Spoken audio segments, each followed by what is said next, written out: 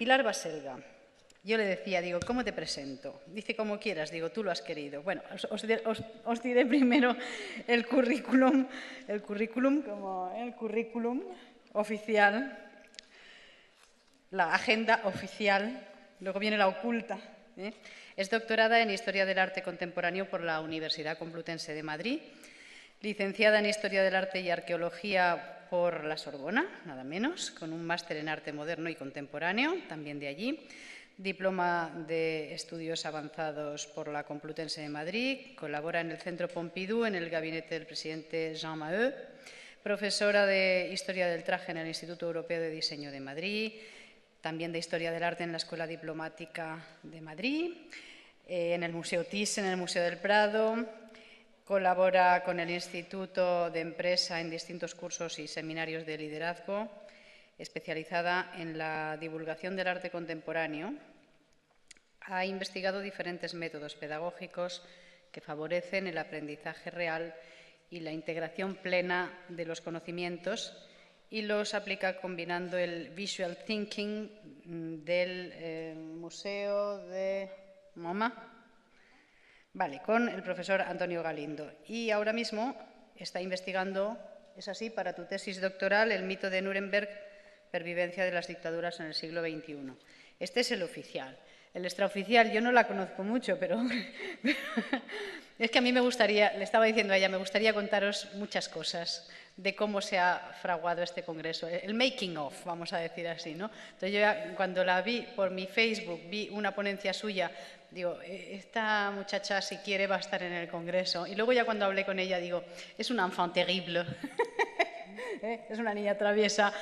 Y me da a mí que como que muy rebelde, o sea que esta ponencia, como anunciaba antes, creo que es muy especial y dentro de ese aspecto que creo que ya hemos mencionado, que busca también la educación holística, que es formar seres con espíritu crítico, pues quizá dentro de esa vertiente esta sea la ponencia que más se va a ajustar a esa vertiente crítica que debemos fomentar en los chavales. Pilar Baselga. Muchas gracias. Se ha oído el besito. Sí, estoy aquí con mi micrófono de Madonna. Bien, entonces, desgraciadamente, a mí me gustaría hablar, como he oído a otros ponentes, de niños que hacen juegos y con balones y en el arenero y soñar y bailar, pero a mí me ha tocado hablar de algo que no es nada agradable contar. Y no me hace ninguna gracia lo que os voy a contar, que no es una historia, sino que es cómo es la realidad detrás de la cortina. He estado escuchando con mucha atención todos los ponentes y he llegado a la sensación de que la educación es como una caja en la que estamos metidos, en la que no estamos cómodos, hay mucha gente muy mal, hay acoso, hay enfados, hay ¿cómo se llama? Fracaso escolar, hay violencia en el aula. Creo que todos los que estamos aquí, tanto sobre el escenario como en la sala, somos conscientes de esto, queremos cambiarlo y no sabemos cómo. Y la sensación que yo he tenido es que estamos dentro de esa caja y cada uno que ha venido aquí con las ponencias está como diciendo, bueno, pues vamos a poner los muebles así. Pues no, mira, vamos a poner los muebles así, pero que estamos siempre metidos dentro de esta misma caja. No salimos de la caja. Entonces, yo lo que voy a intentar es explicaros qué es esta caja, por qué esta caja es así. Y una vez que hayamos escuchado esto, entenderéis por qué hay tanta violencia en el aula, por qué hay tanto acoso, por qué hay tanto fracaso, por qué estamos tan mal, por qué los profesores están quemados, burnout.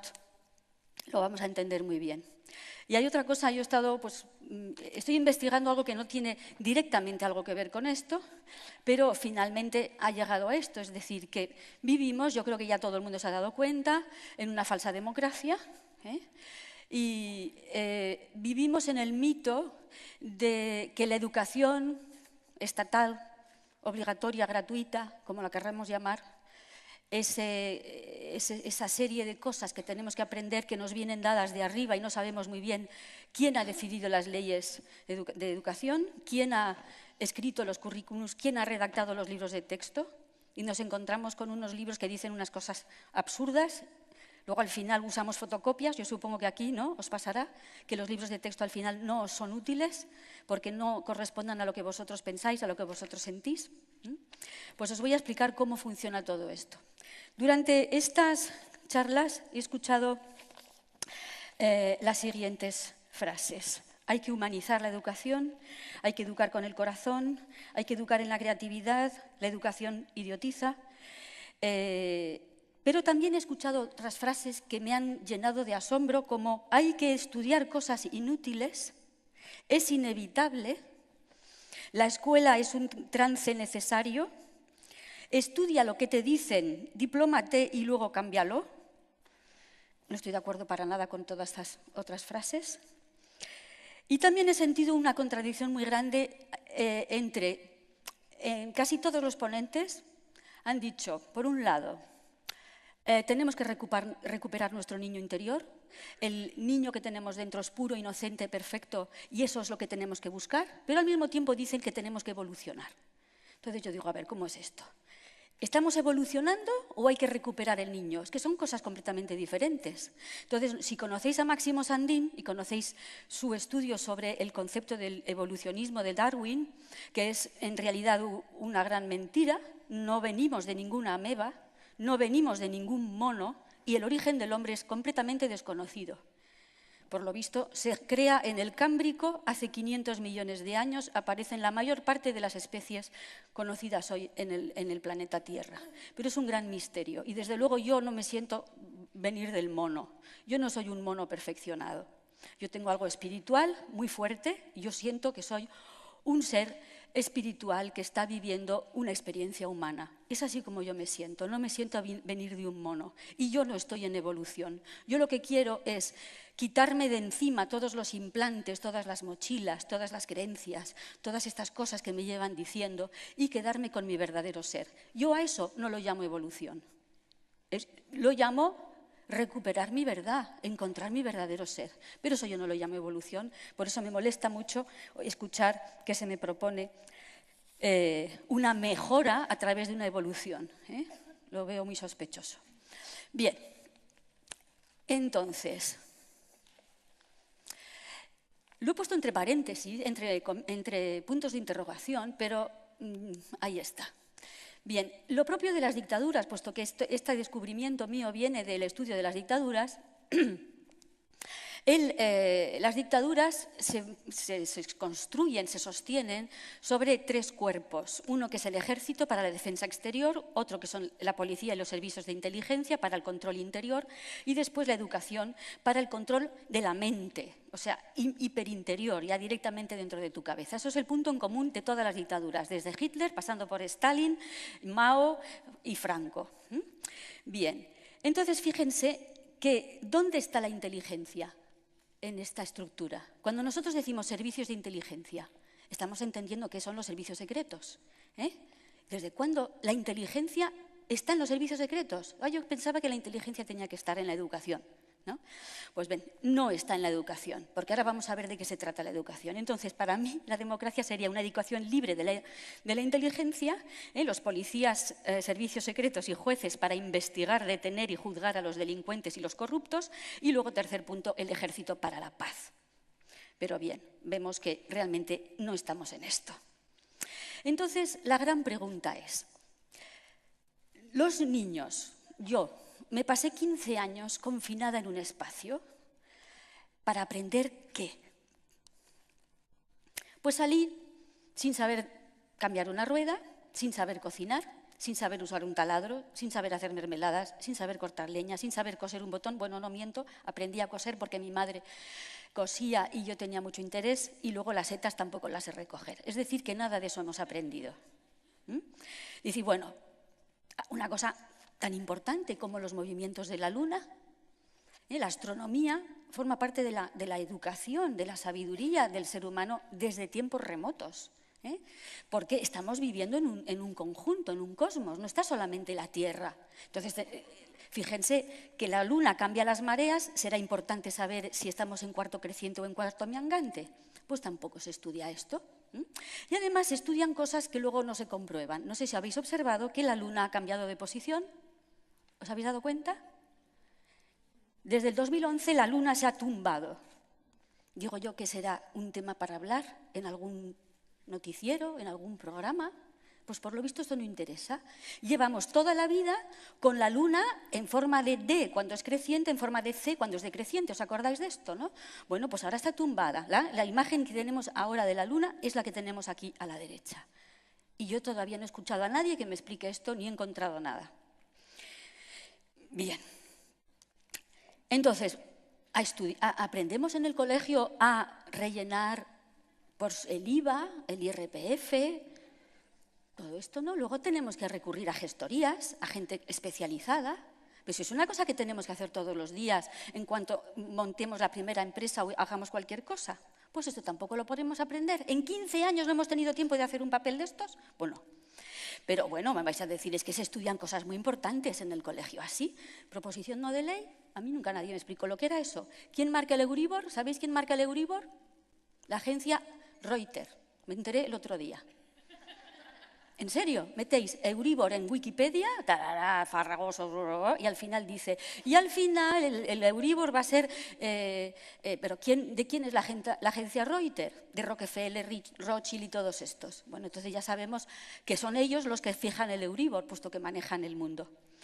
Que es una preferente, ojalá nos hubieran explicado un poquito mejor lo que hay de esto, para intentar que no nos estafen.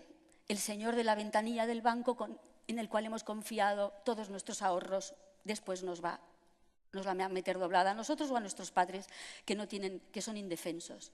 Esto es impresentable. Bueno, ¿alguien sabe lo que son los derivados? Yo creo que ni siquiera los propios que están en la bolsa saben lo que son los derivados, o sea que eso tampoco sabemos. Ahora, una cosa que me he enterado hace poquísimo. ¿Ustedes conocen la diferencia entre la Comisión Europea y el Parlamento Europeo? Cuando votamos en las elecciones, ¿a quién votamos? Bien, pues el Parlamento Europeo es lo que elegimos, pero quien decide las cosas en Europa es la Comisión Europea. Qué interesante, ¿no? O sea, hay dos cámaras, una a la que se le vota, que no hace nada ni decide nada, y otra que decide todo, donde nadie está elegido, donde están nombrados. Bien, pues esto tampoco lo sabía yo, y esto pues me estoy enterando poco a poco, nunca es tarde. ¿Alguien sabe, precisamente este señor que tiene una cara de gremlin que mata? El Van Rompuy peligroso personaje, ¿alguien sabe por qué lo han nombrado a él? Justamente estaba en la reunión de Bilderberg el año que fue nombrado presidente de la Comisión Europea. Y este es el señor encargado de decirnos si mañana tenemos el 21% de IVA o el 32%. Es este señor, al que nadie ha elegido y que está reunido con los de Bilderberg justo antes de ser nombrado. Bien, es decir, que la Unión Europea, lo siento, no es una democracia, es una dictadura. Y os recomiendo un libro que habéis leído hace nada y por eso no está en el PowerPoint, que se llama Las raíces nazis de la Unión Europea. Está en PDF, libre, lo han escrito, a lo mejor ustedes conocen el Dr. Rath. El Dr. Rath es un alemán médico que lucha por curarse con vitaminas el cáncer y no con productos químicos, y ha hecho una fundación, y esta es la que ha publicado este libro que es impresionante sobre cómo se crea la Unión Europea. No es el lugar de hablar de esto, pero que está ahí, las raíces nazis de la Unión Europea. Bien, también os quiero decir que tengo un blog que se llama No Morir Idiota, que es lo único que aspiro hoy en día, porque ser rica ya sé que nunca lo seré, entonces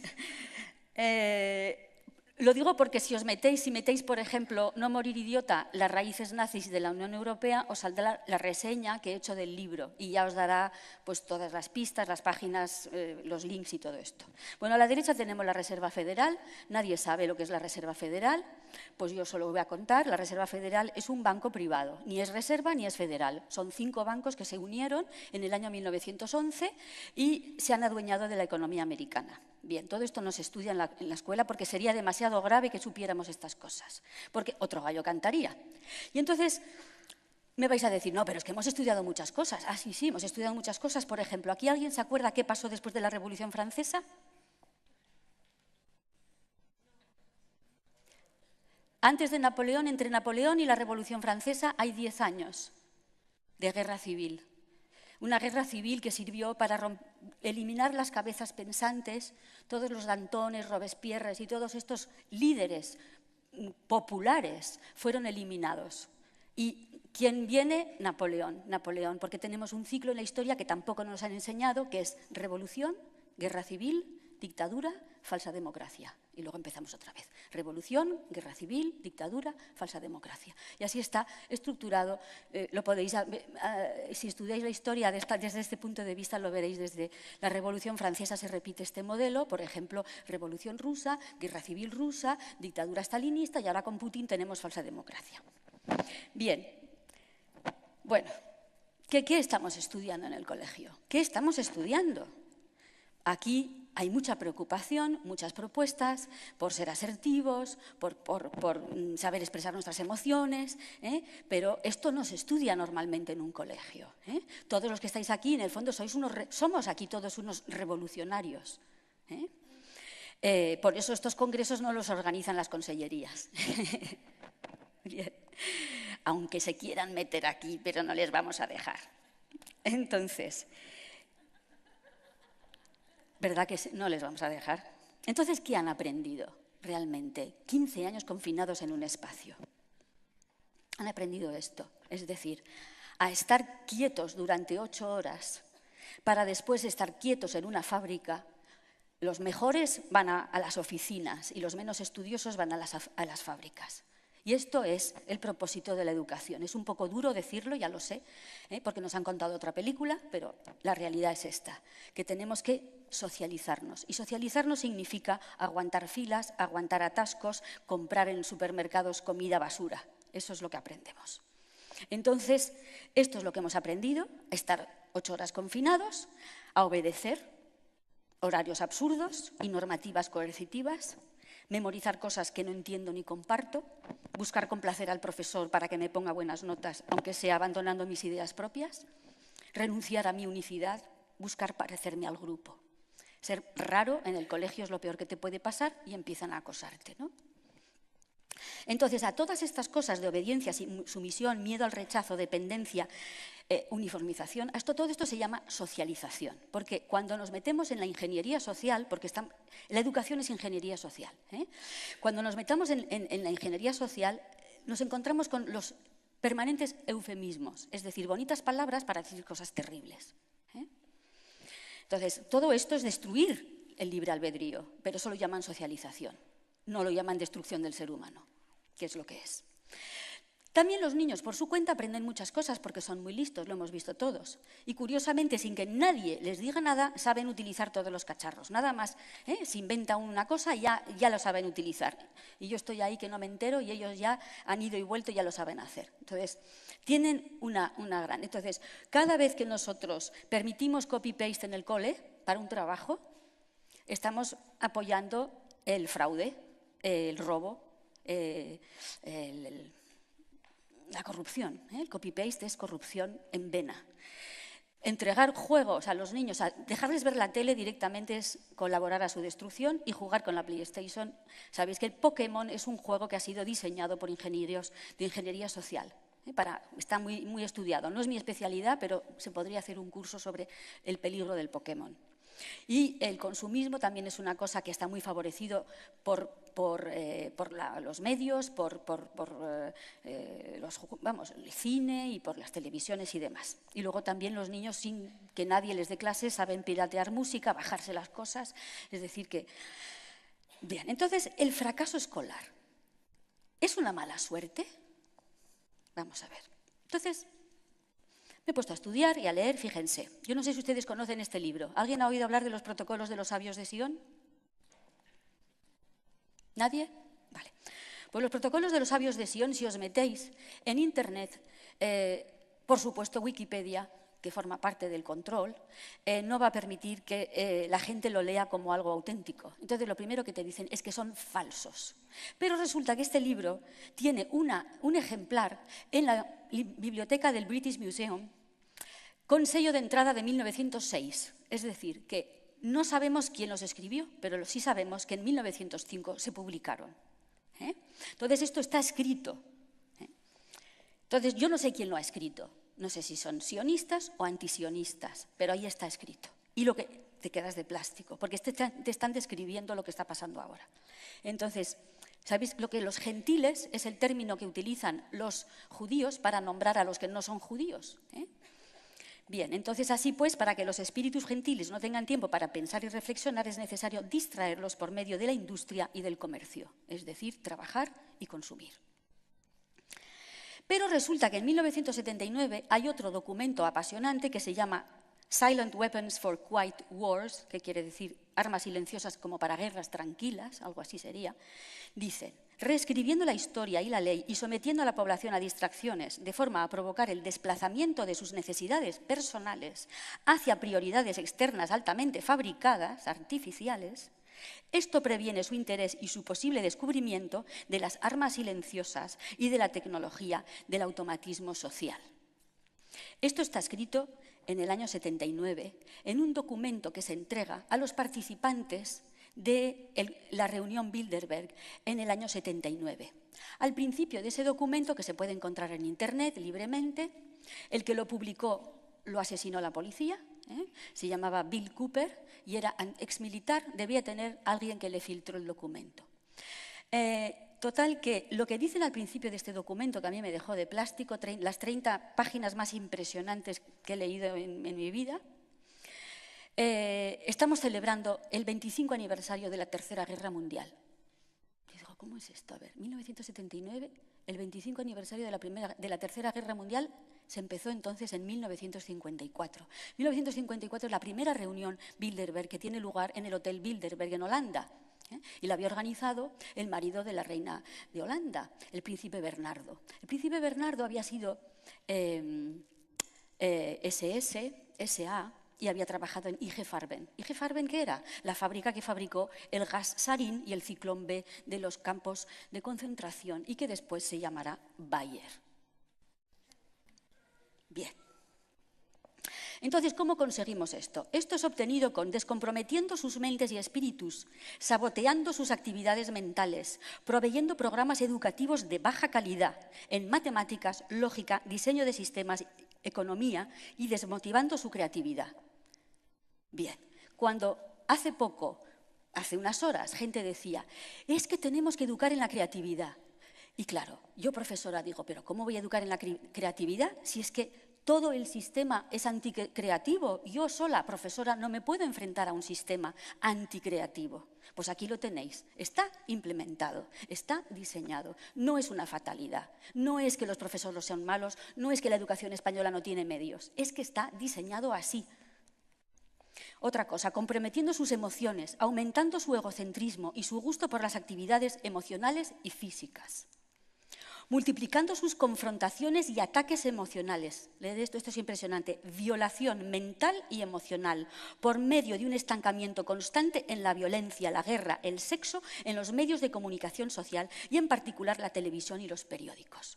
Entonces, cuando lees esto, ya entiendes por qué hay tanta violencia en el cine, en los videojuegos, por qué hay tanta basura de sexo, porque el sexo puede ser maravilloso, pero ese sexo maravilloso nunca aparece en televisión, ni siquiera en las películas, porque además el cine de Hollywood forma parte de todo esto.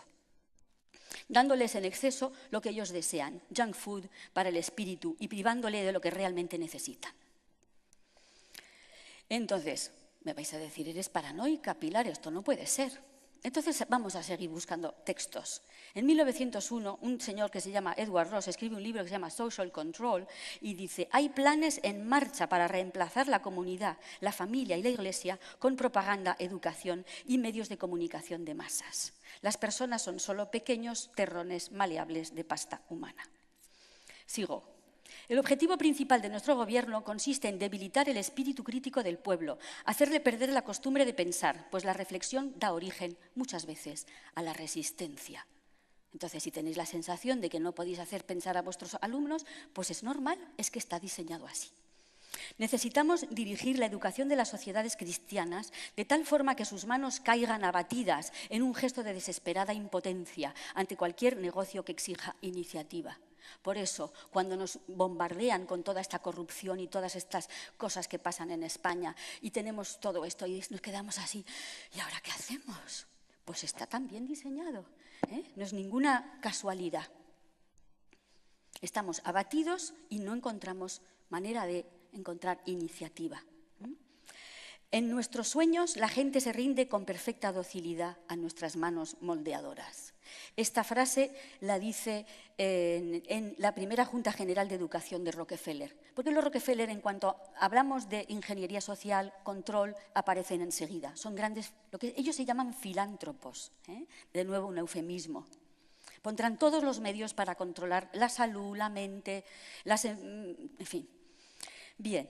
Este es Woodrow Wilson, el presidente que permitió la creación de la Reserva Federal, es decir, la corrupción, la perversión a través del nombre incluso, ¿no? Nosotros tenemos el Banco de España, que ya gracias a la Unión Europea no sirve para nada, pero cuando teníamos Banco de España con algo dentro, nosotros decidíamos emitir moneda, lo decidía el gobierno, pero en Estados Unidos lo deciden 5 bancos privados.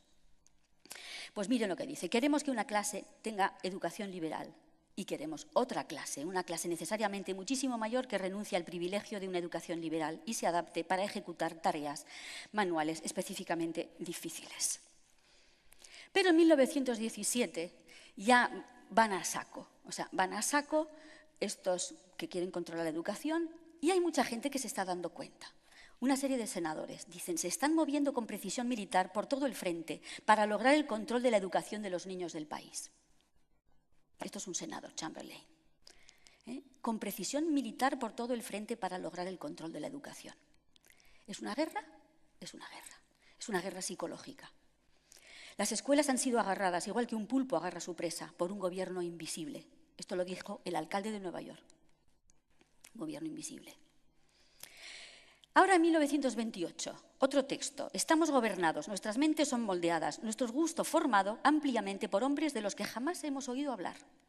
Aquellos que manipulan este oculto mecanismo de la sociedad constituyen un gobierno invisible que es el verdadero poder al mando de nuestro país. ¿Quién es Edward Bernays?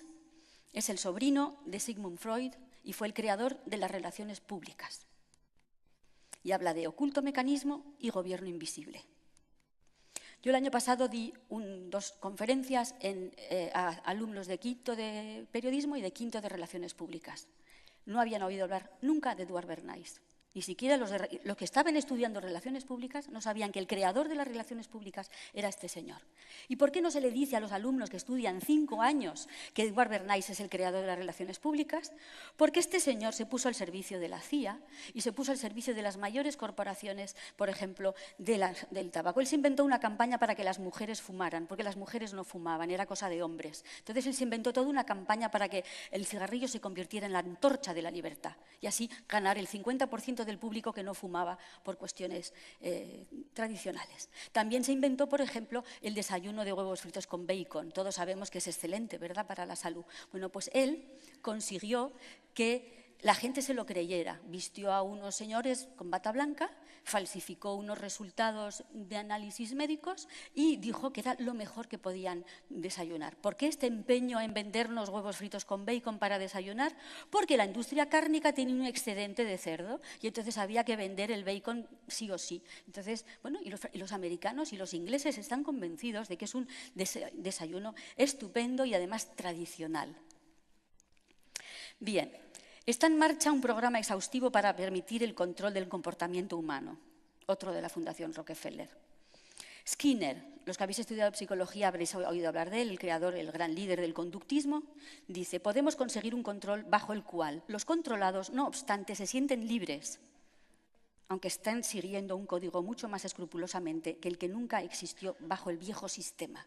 ¿Y qué es el viejo sistema? El viejo sistema es el sistema educativo. Para decirlo rápidamente, antes de que existiera la UNESCO. Ahora os lo cuento. Seguimos. Tenemos que seguir produciendo una clase social inculta. Claro, necesario, porque si no, con gente inteligente esto no se puede controlar. Esto es terrible también. La calidad de la educación dada a las clases inferiores debe ser la más pobre, de manera que la brecha de la ignorancia que aísla las clases inferiores de las clases superiores sea y permanezca incomprensible para las clases inferiores. Con tal discapacidad, incluso los mejores elementos de las clases inferiores tienen poca esperanza de extirparse del lote que les ha sido asignado en la vida. Esta forma de esclavitud es esencial para mantener un cierto nivel de orden social, paz y de tranquilidad para las clases superiores dirigentes. ¿Qué tal? ¿Cómo os estáis encontrando? Ahora necesitaríamos una relajación, ¿verdad? Un poco de música. Bien. Bien, entonces esto es muy importante. Fijaros esta frase. Con la mejora en las comunicaciones y en la educación, las clases inferiores se vuelven aptas para el conocimiento. Esto amenaza la soberanía de la élite. Por eso, cuando leéis el documento este de Silent Weapons, resulta que la educación va a ser realmente la meta, la diana. Si tenemos gente inteligente que piensa, que es autónoma, que es creativa, se nos va de las manos. Se van a empezar a dar cuenta de que que somos muy pocos los que mandamos y van a tener recursos para enfrentarse a nosotros. Lo que tenemos que hacer es que la gente no tenga recursos y se someta y obedezca. Bien, entonces, a lo mejor pensamos, es que esto pasa en Estados Unidos, en España no pasa. Bien, pues España es una democracia, claro, porque tenemos una constitución en la que dice que entre las libertades está una de las libertades fundamentales de los españoles es la libertad de la enseñanza. Pero 4 renglones más abajo pone que la enseñanza es obligatoria. Y yo pregunto, ¿puede ser algo libre que es obligatorio? La enseñanza libre existió en el pasado. Es que es muy interesante. Cervantes no fue a la escuela. George Washington no fue a la escuela, fue 2 años, entre los 10 y los 12 años. Lo mismo Thomas Edison, lo mismo Benjamin Franklin. No hace falta ir a la escuela. Allá afuera, en una de las mesas, hay un libro de Arno Stern que dice, yo no fui a la escuela, y es un chico brillante. Porque si estás rodeado de gente, y muchos de nosotros tenemos a nuestro alrededor gente que sabe muchísimo, pero están ocupados trabajando, ganando dinero, y en vez de dar a lo que nos rodean, lo que sabemos nosotros, pues entregamos los niños a las escuelas.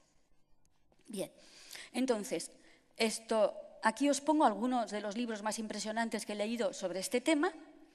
El de John Taylor Gatto está en la red en español, traducido por un independiente, que os vendrá muy bien, porque ahí viene mucho detalle. Entonces, hay que recordar que en la Grecia de Atenas, la escuela era para los esclavos. La gente, los ciudadanos atenienses, ellos no iban a la escuela. Y scolé significaba ocio. Tener scolé es tener tiempo de educarte. En cambio, en Esparta, la sociedad sí que había escuelas y las familias entregaban sus hijos a la escuela para que fueran formados militarmente. En Roma es muy interesante porque aparece la figura del pedagogus. Y pedagogus es el esclavo. El esclavo que instruye. Entonces dice, el magister docet, es decir, es docente, pero el pedagogus inculca la lección. Entonces el pedagogo es el esclavo que inculca una lección de la que no tiene ni idea. Esto es, la etimología de la palabra. Bien, en la Edad Media existe una manera de educar a las clases elevadas, sobre todo a las clases religiosas, con el trivium, que todos conocemos, gramática, retórica, dialéctica, y el quadrivium, aritmética, geometría, astronomía y música. Como pueden ver, aquí no hay diferencia entre letras, ciencias, astronomía, geografía, arte, todo está unido. Todo está unido. ¿Qué es que ha quedado de esta instrucción maravillosa de la escolástica? Pues de la gramática, reglas, que los niños aprenden, memorizan y no se enteran bien de qué va. Literatura un poquito, pero poco. A mi hijo con 11 años le mandaron que leyera o con 12 el Cantar del Mío Cid, que yo lo abrí y ni siquiera lo podía leer porque no entendía nada. Yo preguntaba, ¿no tendrán otro libro para darle a mi hijo con 12 años? Odiarán la literatura. Eso forma parte del plan también, no lo sabía, me he enterado. Luego la retórica tampoco se estudia y luego la gente no sabe hablar en público, no sabe defender una tesis, no sabe presentarse para ir a trabajar. La dialéctica, la gente, por ejemplo, en la televisión se ve, la gente no sabe hablar, no sabe discutir. Es hablo yo. Cada uno habla y se cuenta su cosa, pero no hay dialéctica en el sentido de utilizar los argumentos del otro para rebatirle. Pues esto se estudiaba. Mi padre me contó que cuando él iba a los jesuitas hacían clases de dialéctica. Bien, la aritmética, cálculo complejo, ha desaparecido. numerología, es decir, el sentido sagrado de los números ha desaparecido, la geometría pues es mínima, geografía también mínima, topografía 0, astronomía 0 y música 0. Entonces, cuando decimos, ay, todo esto lo hizo Leonardo da Vinci, es un hombre del Renacimiento. No es que fuera un hombre del Renacimiento, es que en aquella época la gente que se instruía con una visión holística, completamente de 360 grados. Todo es interesante en este mundo. No hay que separar por asignaturas. Esto forma parte del plan. Y además, Leonardo da Vinci nunca fue a la escuela. Nunca. Él había sido el hijo de una relación, de un notario con una señora del campo, y vivía en el campo, y además lo contaba. Él se había criado en el campo, viendo las hojas sobre el agua flotar, ver los pájaros, y así mirando la belleza de la naturaleza, hizo todas estas maravillas. Bien, entonces, la etapa de la Ilustración, que nos la han vendido como la panacea, la cosa más maravillosa que hay, ojo con la Ilustración, porque en la Ilustración aparecen una serie de ideas que si Rousseau era un ecologista, el primer ecologista, y es un hombre que dice cosas muy bonitas, también dice una cosa terrible, que es que el hombre es un animal social, acordaros de esto porque después Darwin lo va a utilizar, y también dice que hay que igualar a la humanidad, y eso es terrible, porque somos todos diferentes. Entonces, en la Ilustración es cuando nace la idea de que el Estado y la colectividad es superior al individuo, que el culto al progreso es superior a la tradición, que el laicismo es superior a la religiosidad espiritualidad, que la razón es superior a la intuición, que la ciencia tecnológica es superior a la ciencia pura. Cuando decimos que nosotros estudiamos ciencia es mentira. Estudiamos tecnología, es decir, ciencia aplicada. La ciencia pura es la que busca la verdad, sin aplicaciones prácticas. Pues hoy en día nadie estudia ciencia pura, que es simplemente por el gusto de saber la verdad. Siempre se estudia la ciencia tecnológica. Entonces nos han vendido que la ciencia es la ciencia tecnológica. Pues no. Bien, otra cosa que aparece en el siglo XVIII es que el Estado es el padre de los ciudadanos, este Estado padre que nos arregla todos los problemas, que nos dice lo que tenemos que estudiar, los medicamentos que tenemos lo que tenemos que pensar, etcétera. También aparece esta idea de que lo que es bueno para el Estado es bueno para todos, que el individuo debe sacrificarse por el Estado y por la colectividad. Y esto se hace muy patente con las dictaduras de los años 30, es decir, con Stalin y con Hitler son estas ideas al saco. Luego la idea del progreso, eso es terrible. El progreso es mentira. No existe el progreso, hay cosas que evolucionan en una dirección y otras se pierden. Cuando estudian, yo que me gusta mucho la historia de la moda, el traje, todo esto, hay tejidos que hemos encontrado en España del siglo XII, no sabemos hacerlos, no sabemos hacer ni los hilos, tejerlos todavía menos, y están ahí guardados diciendo, pero ¿cómo se hará esto? ¿No? O sea, bien, y luego otra cosa terrible también es que la cultura la organiza el Estado y se encuentra en las ciudades. Es decir, que el mundo rural es una porquería, es un atraso, no tiene ningún interés. Entonces, una gran idea que está metida dentro de los programas de las leyes de educación de toda Europa, gracias a la UNESCO, es que el enemigo del progreso es la tradición y la religión, que la tradición popular y el mundo rural y las tradiciones religiosas son un atraso, una superstición, y que la irracionalidad es bajo y primitivo, todo lo paranormal, esotérico, meditar, entonces ya parece que estás diciendo tonterías. Bien, estas son las herencias de la Ilustración, el control del Estado, el ser humano es imperfecto y puede ser mejorado, en esto de la evolución que os decía, que a mí me pone los pelos de punta. El laicismo es la modernidad y la espiritualidad es de colgados. ¿Cuáles son los medios del Estado? Pues controla la educación, controla la economía. Intentad montar una empresa, vais a ver lo complicado que es. Vienen todas las normativas, los impuestos. Y entonces esto también forma parte del plan, porque no conviene que haya pequeñas empresas, que haya pymes, es mucho mejor que haya multinacionales. Las multinacionales no tienen problemas, para ellas hay SICAF, hay soluciones estupendas, pero para el pequeño empresario le ponen un montón de problemas. Y esto forma parte de este plan, de que estemos absolutamente sin podernos mover, ¿no? Y luego lo que es peor es la libertad de conciencia, que va a ser el resultado de este machaque, ¿no? Entonces, nos han dicho, el Estado somos todos. Pero yo no tengo la sensación de que el Estado, que yo soy el Estado. Al contrario, yo siento que el Estado me oprime y me abusa de mí y me está estrujando todo el tiempo. Porque siempre cuando pasa algo hay que preguntarse cui prodest, que significa en latín quién se beneficia. ¿Quién se beneficia del atentado de las Torres Gemelas? Pues sirve para atacar a Afganistán. Ah, qué interesante. Y así todo, ¿no? Bien, entonces siempre hagamos esta pregunta. Entonces, ¿quién se beneficia de todo esto? Las élites, que son los banqueros más las farmacéuticas, que están todas unidas con el mundo del armamento y de las petroleras. Y son las que realmente gobiernan el mundo. ¿Y esto cómo es posible? Porque no gobiernan directamente, tienen intermediarios. Y estos intermediarios son los políticos que nosotros votamos democráticamente.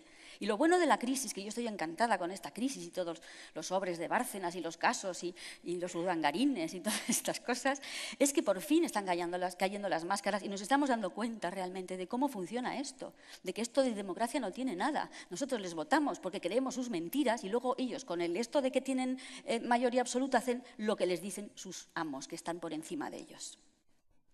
Entonces, la Revolución Francesa, que nos la han vendido como la cosa más maravillosa del mundo, son ideas maravillosas, pero hay una especialmente que me molesta, que es la igualdad. Igualdad, igualar. Esto es la igualdad. O sea, nos tenemos que someter por igual. Y ya veis que todos los culitos son diferentes. ¿No? Ahora, no sé si conocéis a este fotógrafo que se llama Spencer Tunick y que esto reunió a 20.000 personas en la Plaza del Zócalo en México y la gente lo hizo gratuitamente. A mí, yo no sé, la fortuna que me tienen que pagar para que yo haga eso. Vamos, tengo una idea de mí misma muy, muy, muy elevada para hacer eso, ¿no? A ellos les gusta, pero esto es lo que hacemos, pero voluntariamente. Esto es una especie de símbolo de lo que estamos haciendo todos los días. Todos los días hacemos esto. Ya estamos preparados para que...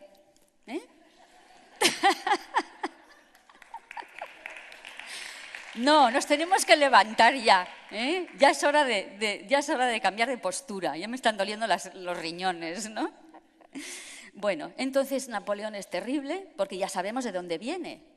Es el que sobrevive a una guerra civil en la que cortan todas las cabezas de los que tenían ideas y el que se somete a los líderes, que son los banqueros, pues es Napoleón. Porque ¿de dónde sacó tanto dinero Napoleón para invadir Alemania y Francia, Austria y todo? ¿De dónde sacó el dinero?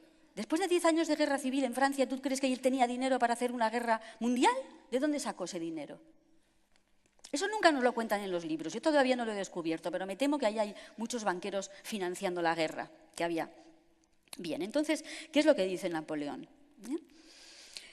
Que hay que enseñar desde la infancia lo que la gente tiene que pensar. Y entonces, para que la gente piense lo que quiere el Estado, hay que hacer un cuerpo de docentes, que es el único medio para crear la instrucción pública.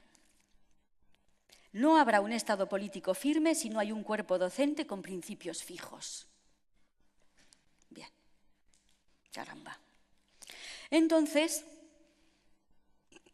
este Fontanés era el rector de la Universidad Imperial, que era la estructura de la educación de Napoleón. Y dice que hay que unificar puntos de vista, es decir, que hay que crear pensamiento único. Es necesario una unidad de puntos de vista. Igualar, enseñanza necesaria, el Estado, el gobierno, firmeza, unidad de pensamiento, pensamiento único. ¿Es necesario para quién? ¿Para mí? ¿Para vosotros? No es necesario. Para ellos, para los que están en el control del poder, necesitan una masa obediente. Entonces hubo un señor que se llamaba Andrew Bell, que era un capellán inglés que va a la India y descubre las escuelas de casta hindú. Y en las escuelas de casta se observa cómo funciona, es decir, las escuelas para los pobres. Meten a 300 niños en un chamizo y entonces hay un brahman que dice: debo obedecer al amo.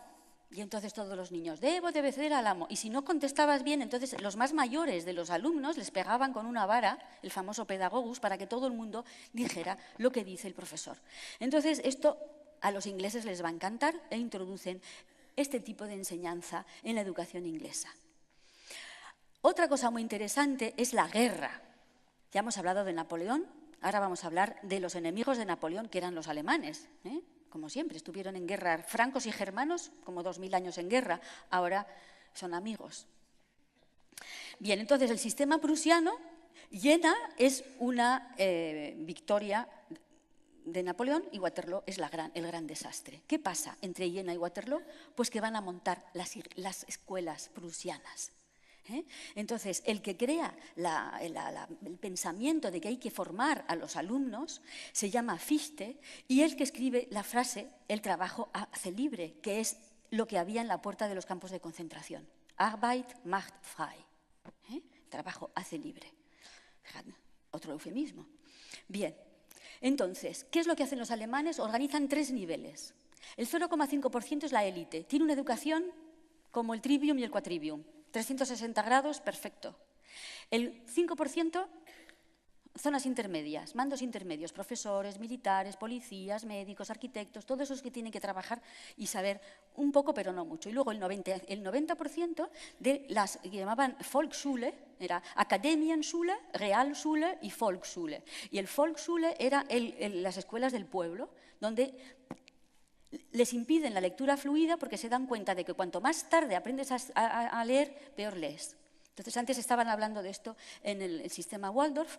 Yo no sé, yo no soy una especialista del tema, no soy logopeda ni sé nada de esto, pero lo que yo he leído es que mi madre, por ejemplo, le enseñó a leer a mi hermana con 3 años, a leer y a escribir, y llegó al cole ya sabiendo leer y escribir.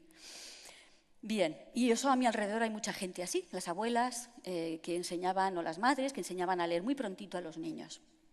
Bien, entonces impedir la lectura fluida, separar las asignaturas en zonas estancas.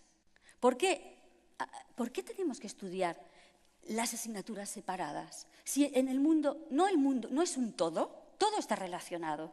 Yo no veo que tú te paseas y de repente estás en el mar y dices, estoy en un elemento fluido, entonces esto es química, ¿no? Pero luego resulta que es mar, entonces forma parte de geografía. Pero si el mar está en una costa, entonces es topografía. Pero si te inspira un poema, no, entonces estoy en literatura. Pero bueno, ¿pero qué es esto? Estamos en una cosa toda llena de cosas, que funcionan todas al mismo tiempo y nos interfieren, pero si te compartimentan la cabeza, luego tú estás que no puedes relacionar. Y hay muchos de estos sabios que lo que hacen es, lo que dicen los ingleses, connecting dots, quiere decir, conectando los puntos. Cuando tú empiezas a conectar los puntos, entonces aparece la forma de la cara, pero si te van separando los puntos no te enteras de nada, que es lo que nos está pasando. Y luego alargar el periodo de escolarización. Esto también es una cosa que lo descubrieron los prusianos. Antes iba al cole, como George Washington y Benjamin Franklin, de 10 a 12 años, un poquito. Y luego antes habías aprendido muchas cosas con tu familia y después también te especializabas en la rama que tú querías. Pero si te dicen que tienes que ir al cole con 6 años y ahora con 3 años y te dicen que te tienes que quedar hasta los 16, pues estás separado de la familia. Y se van a dar cuenta que separar a los niños de la familia es lo mejor que pueden hacer para que el Estado amueble la cabecita de los niños mejor y lo antes posible.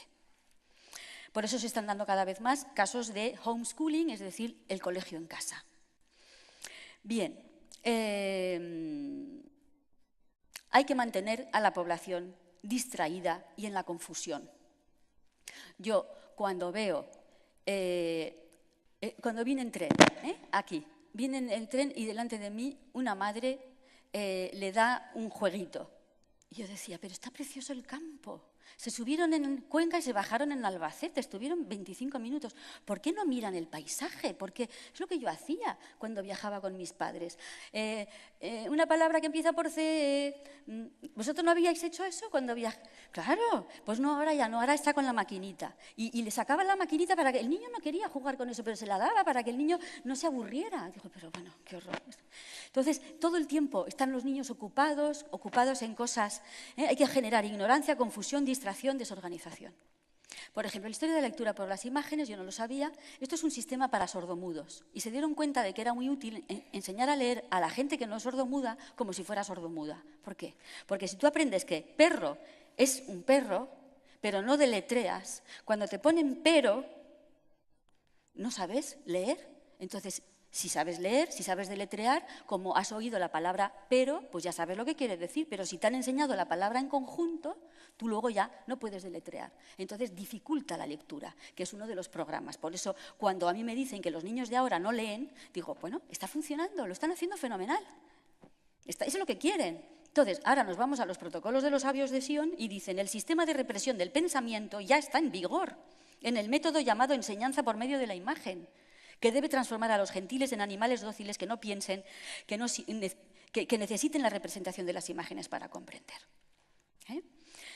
Bien, entonces ahora viene la parte más terrible para mí, que ha sido el descubrimiento, porque yo, claro, soy de historia del arte y como me han compartimentado, nunca me habían hablado de la psicología. La psicología formaba parte de la filosofía, hasta que llega un alemán, los alemanes en esta historia tienen un papel protagonista, el señor Wundt, Wilhelm Wundt.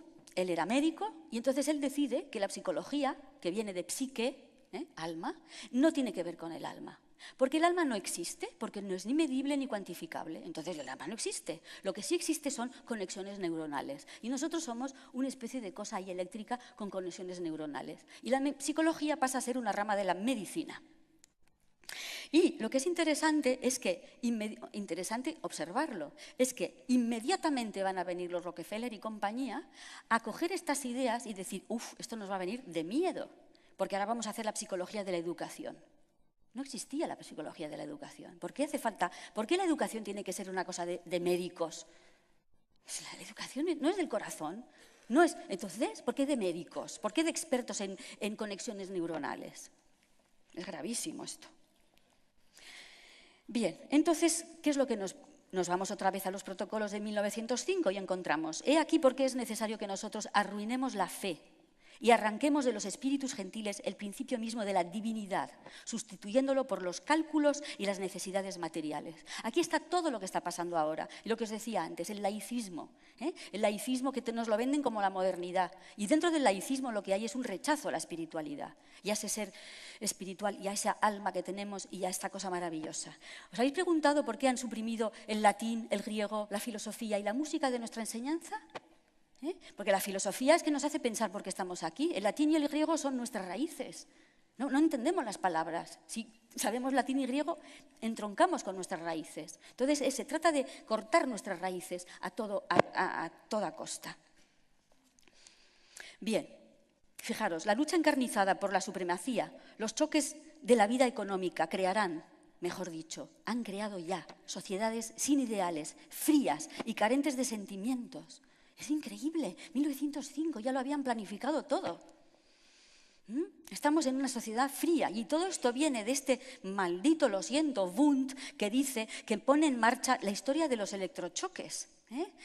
Entonces, Wundt crea en Leipzig una escuela de psicología que va a tener a estos personajes, Pavlov, Stanley Hall, Thorndike, John Dewey y Skinner, que son los más famosos, y son los que van a utilizar electrochoques para curar o ver qué pasa, y entonces es normal utilizar al ser humano como una rata de laboratorio para ver cómo funciona. Y utilizaron a gente que estaba, ya sabéis, ¿no? Minusválidos, a presos, a soldados, y esto sigue haciéndose hoy en día. Ahora lo que pasa, ¿habéis visto El jardinero fiel? Se van a África para hacer esto, para probar las medicinas se van a África y les dicen que les están dando una vacuna y es mentira, están probando con ellos medicina. Entonces, esto es terrible, el salto de la psicología, que es una cosa del alma, se convierte en el estudio del conductismo. Pero el conductismo consiste en decirle, a ver, ¿qué tengo que hacer con la mente humana para que el ser humano haga lo que yo quiero que haga? De eso se trata el conductismo. Bien, entonces, esto es terrible, esto está en la red, lo he visto, no he podido ver más de un minuto porque el niño está gritando, resulta que es un alumno autista que está en un centro especializado, y lo dejaron paralítico después de 31 electrochoques y 7 horas de tratamiento. Y ves cómo está amarrado así, gritando, así, y todas estas personas mirando así tan tranquilos. En fin.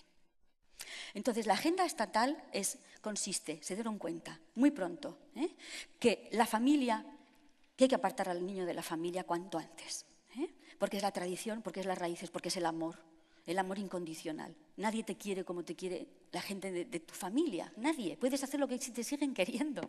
Bien. Luego, prolongar la infancia, en el sentido de que no te dejan... Esto de el trabajo infantil es horroroso, depende. Si un señor empresario te está maltratando, sí, pero si es tu madre la que te está enseñando a cocinar, o tu padre que te está enseñando a cambiar una rueda, o te dice, oye, vente al taller que te vas aprendiendo como se hizo siempre. Velázquez empezó a trabajar en el taller de Pacheco con 11 años para aprender. Bien, retrasar el aprendizaje de la lectura, porque eso favorece el analfabetismo. Luego, el refuerzo periódico es terrible. El refuerzo periódico es, metes una rata en una caja, ¿no? Aprietas un botón, le dan de comer. Aprieta el botón, le dan de comer. Aprieta el botón, no le dan de comer. Aprieta el botón, le dan de comer. Aprieta el botón, no le dan de comer y no ha apretado el botón y al final no sabe qué tiene que hacer. Entonces, esto pasa mucho en el sistema educativo, aunque no lo querramos, pero no siempre el alumno recibe el premio que le corresponde, porque es la historia de las notas. Esto es también una cuestión. ¿Por qué tenemos que ponerle notas a los niños? Esto es una gran discusión, porque cada uno hace lo que puede muchas veces, o a veces no, en fin, es muy complicado lo de las notas. Luego, la violencia en el aula, que está apareciendo últimamente, desde unos últimos años, el desprestigio del maestro, esto también forma parte del plan. También yo no sabía, pero por lo visto. Cuando el maestro tenía el poder de castigar al alumno, entonces el alumno tenía un respeto, porque había un cierto poder. Pero tú, al privar al maestro de la capacidad de poder castigar, entonces se desmadra la clase y entonces se genera el caos. Y entonces, al generarse el caos, es el niño el que va a pedir la autoridad y va a pedir el castigo y va a pedir las normas. Pero, de paso, se desestructura. Y se genera un caos que se parece después al caos que hay en la sociedad. Y entonces después dices, mira, sí, necesitamos control, necesitamos cámaras de vigilancia, porque así estamos más seguros, porque la gente es muy mala y nos roba. Yo he contado que desde mi casa hasta el Museo del Prado tengo 25 cámaras que me filman, 25, y no vivo muy lejos. Pues eso es que es indignante que te tengan que filmar.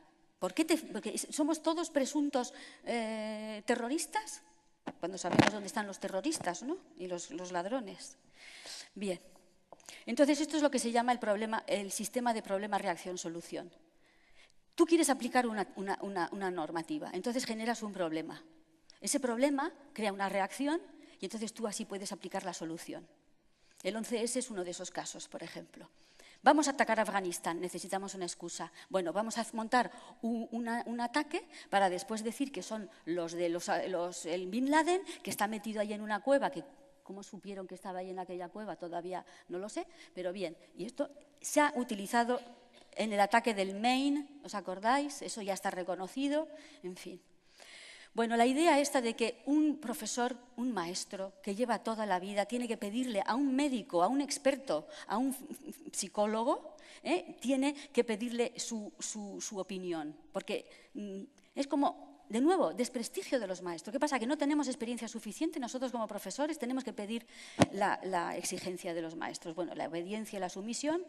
El hedonismo, esto es muy interesante, las publicidades que siempre te venden todo con facilísimo, rapidísimo, divertidísimo, todo tiene que ser así, si no el niño no está contento. La idea de que lo corporativo es lo bueno, yo cuando veo a mi alrededor gente joven que tiene 20 y tantos, 30 años, están empezando a trabajar para una gran empresa, y cómo se dan cuerpo y alma, y yo sé que los están estrujando, no puedo hablar del tema, ¿no?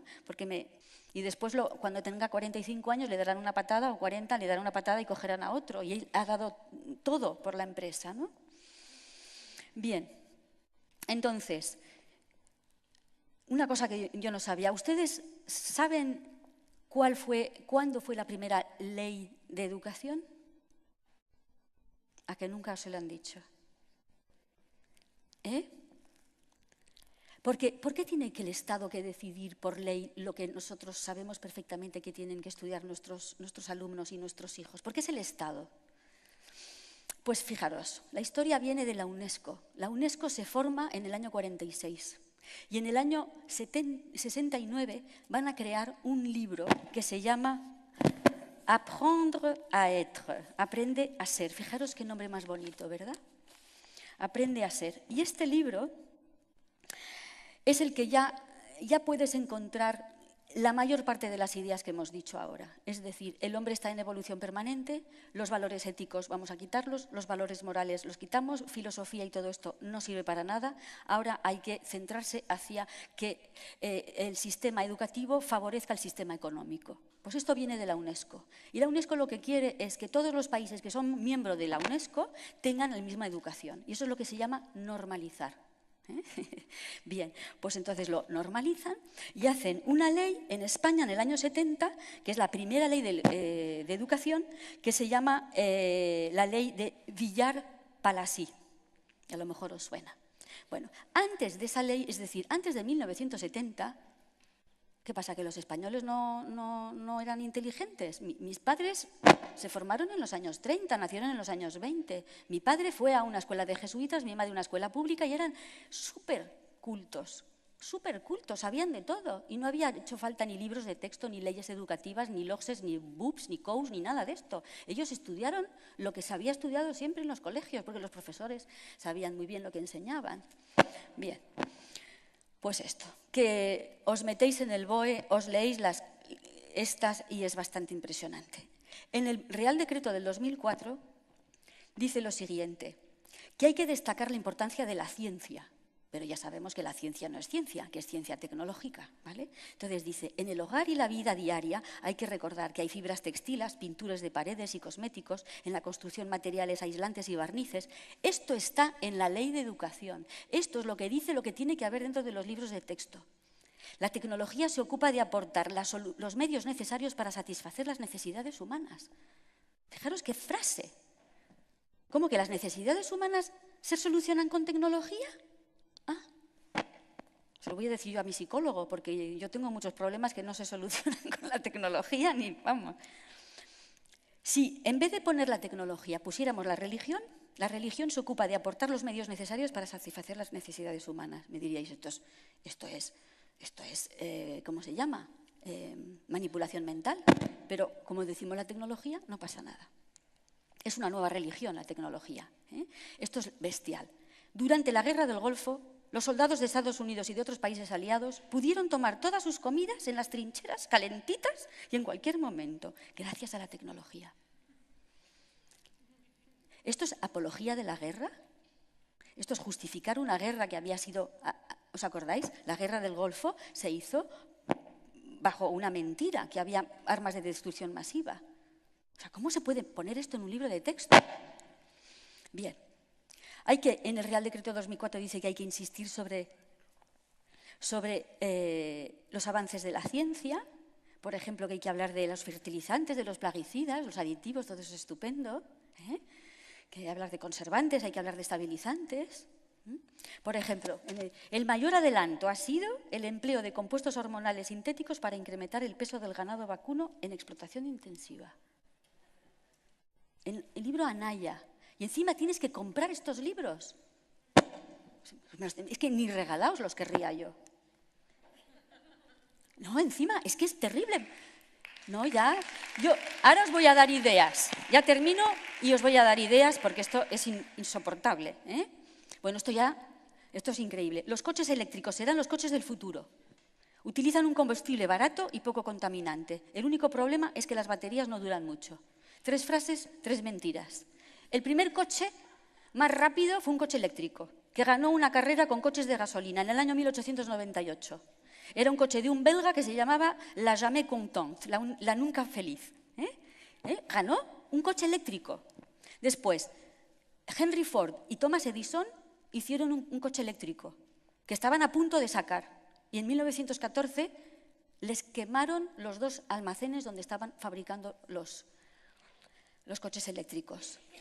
Y de repente se olvidaron del proyecto, ya todo de gasolina.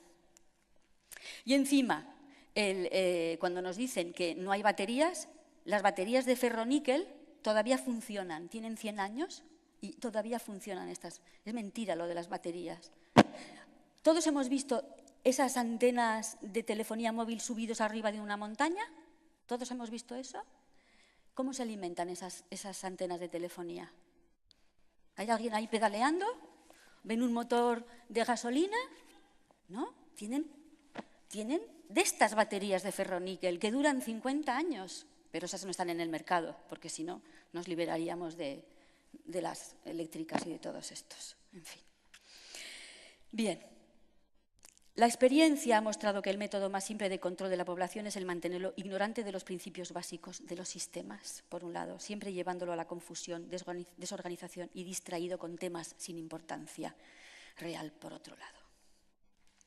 Entonces, yo me he puesto a pensar y digo, las soluciones las tenemos nosotros. O sea, nosotros nos tenemos que negar. Como profesores nos tenemos que negar, hablar con el director del colegio y decir, no más libros de texto. Se acabó de financiar estas editoriales que son, como veis, están al servicio de la destrucción del ser humano. Vosotros sabéis perfectamente que cada colegio tenga sus propios currículum y cuando un padre traiga a su alumno a vuestro colegio, le digáis, miren, nuestro currículum es este. Nosotros vamos a enseñar esto. ¿Le gusta? Vale. O sea, y porque además, lo sé, porque un amigo mío es director de colegio, vienen las editoriales y les dan comisión. Coño, hay que decirlo. Pero es que están haciendo picadillo con la mente de nuestros hijos y encima se están lucrando. Es como Bárcenas, es lo mismo, pero a nivel peor porque son nuestros hijos, no es dinero, son nuestros hijos, el corazón de nuestros hijos que están destruyendo y luego salen a buscar trabajo y no encuentran trabajo porque están ya machacados, porque ya no creen en ellos, porque ya no pueden inventar. Entonces hay que negarse, hay que quemar. Yo soy terrible para esto, yo ya estoy volviéndome nazi también, ¿no? Hay que quemar las malditas Barbies. Yo recuerdo tener una Barbie a la basura, o sea, directamente, la pira. Yo recuerdo tener una Barbie, tenía yo 8 años, y yo miraba a la Barbie con sus vestiditos, me miraba en el espejo y digo, Pilar, qué fea eres. Mira, eres baja, eres morena, no tienes esas tetas, no tienes esas caderas y tienes unas piernas gordas y cortas. ¿Pero qué? Y viví con eso, estuve a punto de ser anoréxica por la maldita Barbie. Y luego, ¿por qué? Yo me acuerdo, mi hijo lo he educado en comida muy sana, siempre. Y cuando iba a los cumpleaños de los niños, a los McDonald's y compañía, no podía comer. Porque no le gustaba nada de lo que había en las hamburguesas, y ni los nuggets, ni nada de eso. Y encima después de esa mierda de comida, le daban un cucurucho lleno de chuches químicos y que mi hijo tampoco comía. Y entonces yo decía, ¿pero qué es esto? Y luego los juegos. Los juegos están diseñados para que los niños sean violentos y que no tengan empatía, porque desde que nacen hasta que llegan a 20 años, ¿cuántos asesinatos han visto? ¿Cuánta sangre han visto? Ya es completamente normal. Esto que han pasado de que han destruido las casas rurales en Galicia. Pues ¿cómo no van a ser violentos y les divierte romper cosas? Si es lo único que hay en sus juegos. No existe otro juego. Y encima las madres dándoles, cuando hay un paisaje precioso, dándoles para que el niño juegue con la maquinita. No. ¿Y cómo no? Hacerlo todo en familia. Lo poco que sabes, enséñaselo. Enséñale tú lo que sabes hacer, que todas sabemos hacer mucho. Luego, la historia de las guarderías, madres de día, que se están poniendo en marcha, la escuela en casa, esto que os he dicho, los colegios, nada de libros de texto. Todo se tiene que hacer de una manera desde el corazón, pero hagámoslo ya. Que no nos impongan a nosotros lo que tenemos que decirles a nuestros alumnos, a nuestros hijos. La televisión, yo me siento al lado de mi hijo, bueno, ya es mayor, y comentamos, o sea, es visión crítica.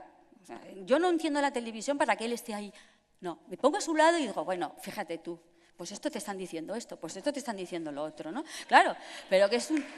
No, es verdad. Le tengo que agradecer a mi hijo que me dice, mamá, por favor, no te vistas de hippie. Ponte elegante. Y digo, vale, venga. Bueno, y por supuesto el contacto con la naturaleza es tan importante, ¿eh? Que cocinen con nosotros, y educar en la autonomía. Y luego hay una cosa que ya termino, es que rechazaré los exámenes tipo test, por supuesto. Es una cosa que no quiero, que no quiero dejar de decir y que me ha dolido un poco en este, yo soy muy sincera, en este congreso, es ver que hay negocio con el sufrimiento de los niños. Es decir, y hay empresas que se dedican a ayudar a los niños que están mal. Por un lado es normal, quieren ayudar, pero por otro lado hay negocio. Y a mí, donde hay negocio, lo siento, hay intereses de que eso, hay intereses de que no se arregle. Entonces, ¿veis la caja, no? He intentado romper esa caja. No necesitamos esta educación. Podemos ponernos a trabajar ya. Yo quiero ya que haya un proceso constituyente, que formemos partidos políticos o por lo menos un partido político de alternativa a esta tropelía en la que estamos metidos. No nos merecemos esto y nos tenemos que poner de pie y juntos hacer un mundo nuevo, pero ya. Y la educación es, como habéis visto, un elemento enorme para tenernos controlados. Muchas gracias.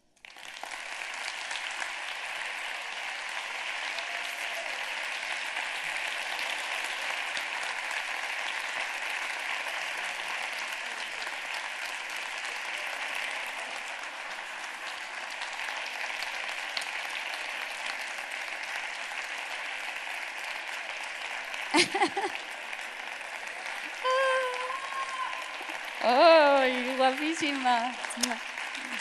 Muchas gracias. Mi corazón.